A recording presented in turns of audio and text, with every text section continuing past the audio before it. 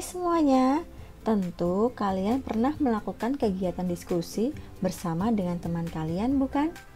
Dalam suatu kegiatan berdiskusi formal, biasanya akan menghasilkan teks diskusi.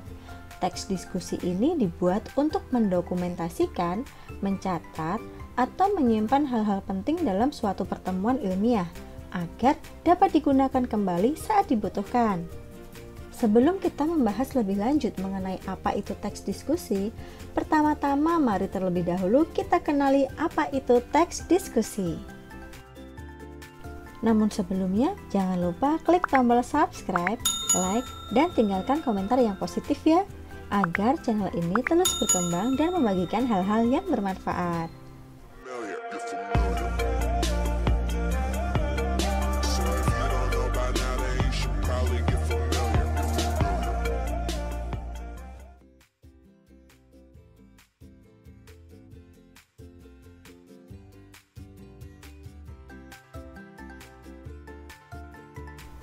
Diskusi merupakan suatu interaksi yang terjalin antara dua pihak, baik individu dengan individu, individu dengan kelompok, ataupun antar kelompok, untuk bertukar ide atau gagasan dan pendapat mengenai suatu topik. Inti dari pengertian diskusi yaitu bertukar ide atau gagasan dan pendapat mengenai sebuah topik. Sementara teks diskusi adalah bahan tertulis sebagai media untuk mencatat hal-hal penting tentang suatu masalah dalam pertemuan ilmiah. Teks diskusi dapat terdiri atas pendapat-pendapat yang muncul dalam teks diskusi, seperti pendapat pro atau kontra. Pendapat pro adalah pendapat yang menyetujui hasil diskusi, sedangkan kontra adalah pendapat yang menolak hasil diskusi.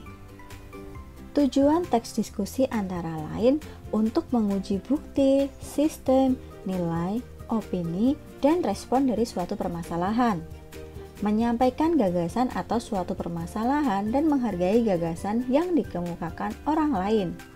Teks diskusi juga bertujuan untuk menghubungkan fakta dan data dari berbagai sudut pandang dan latar belakang. Teks diskusi juga bertujuan untuk bertukar pikiran, ide, atau gagasan untuk mencari kesepakatan pemahaman, dan untuk menanggapi dan mengungkapkan suatu permasalahan. Teks diskusi juga berfungsi untuk melihat suatu masalah dari berbagai perspektif. Perspektif yang tersebut memberikan pertimbangan atas rekomendasi atau keputusan. Bacalah contoh teks diskusi tentang game online berikut ini. Setelah itu, mari kita identifikasi apakah ada pendapat yang pro dan apakah ada pendapat yang kontra.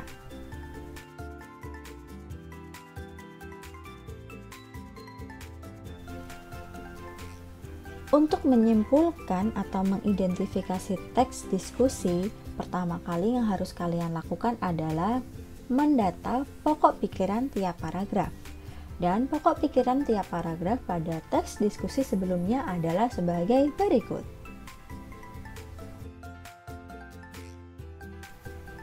Dari pokok pikiran paragraf 1 sampai dengan paragraf keempat, maka dapat disimpulkan bahwa adanya game online yang terus berkembang saat ini, banyak kalangan yang mendukung adanya game online untuk dikonsumsi. Namun, game online akan memberikan dampak negatif. Menanggapi kedua hal itu, kita harus menjadi remaja yang bijak dan berkarakter, sehingga bisa melihat hal ini sebagai hal yang positif. Nah, itu tadi penjelasan tentang teks diskusi.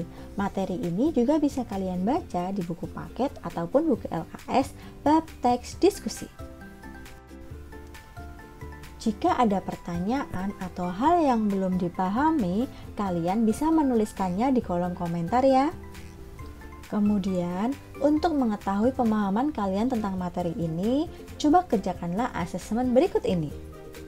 Tuliskan jawabanmu di kolom komentar. Sekian materi pada video kali ini. Sampai jumpa di video berikutnya. Dadah!